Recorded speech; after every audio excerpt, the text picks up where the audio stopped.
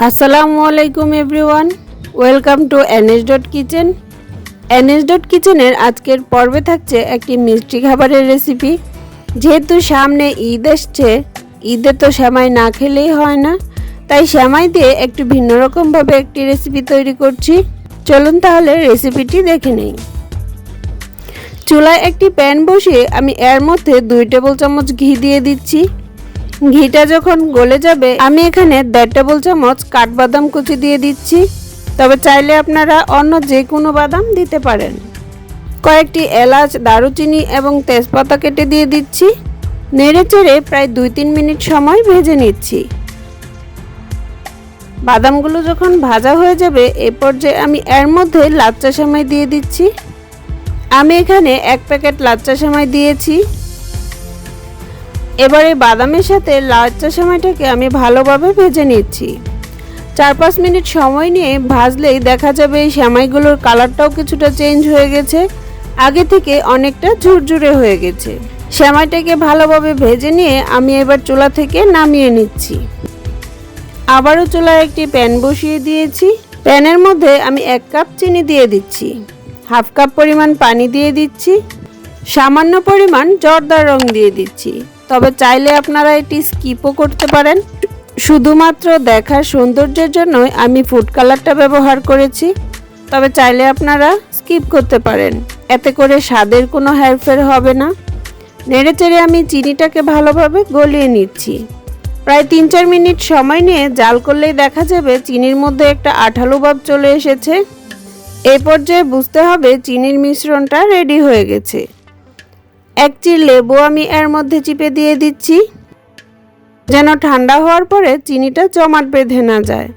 নেড়েচেড়ে নিয়ে এর মধ্যে আমি আগে থেকে ভেজে নেওয়া সেমাইগুলো দিয়ে দিচ্ছি। এখন এই চিনি শিরার মধ্যে আমি সেমাইটাকে ভেজে নিচ্ছি। ভাজতে ভাজতে কিছুক্ষণ সময় পর দেখা যাবে চিনি শিরাটা শুকিয়ে যাচ্ছে। এই পর্যায়ে আমি এলাচ এবং দারুচিনিগুলো উঠিয়ে নিচ্ছি, যেন খাওয়ার সময় দাঁতের নিচে পড়লে খারাপ না লাগে। 1/4 কাপ পরিমাণ গুঁড়ো দুধ দিয়ে দিচ্ছি, এতে করে এর টেস্টটা আরও বেশি ভালো লাগবে। আরও একটু নেড়েচেড়ে মিশিয়ে নিচ্ছি।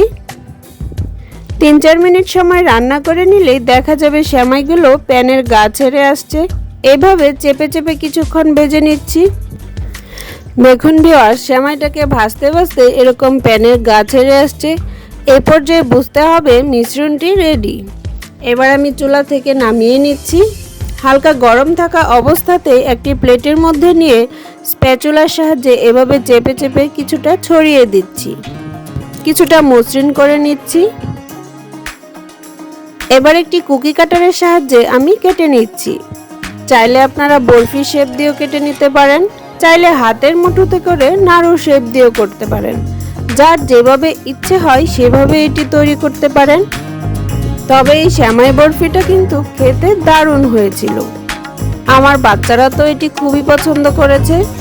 আপনারা সেইভাবে বাসায় বানিয়ে খাবেন।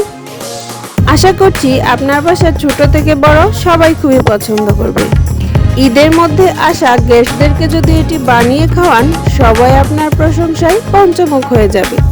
দেখুন ভিউয়ার্স, আমি এইভাবে লাভ শেপ দিয়ে কেটে নিচ্ছি। আমার সবগুলো কাটা হয়ে গেছে। এবার আমি একটি সেমাই বরফি নিয়েছি।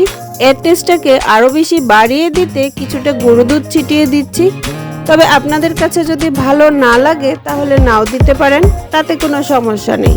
এমনিতেই খেতে অনেক বেশি মজা। আমি এই বরফিটার চতুর্পাশে গুঁড়ো দুধ মিশিয়ে দিচ্ছি। সেমভাবে আমি সবগুলো বরফিতেই গুঁড়ো দুধ দিয়ে দিচ্ছি। ভিডিও ভালো লাগলে চ্যানেল সাবস্ক্রাইব করবেন, পাশে থাকা বেল বাটনটি ক্লিক করবেন, যেন আমার দেওয়া ভিডিওর নোটিফিকেশন পেতে পারেন সবার আগে।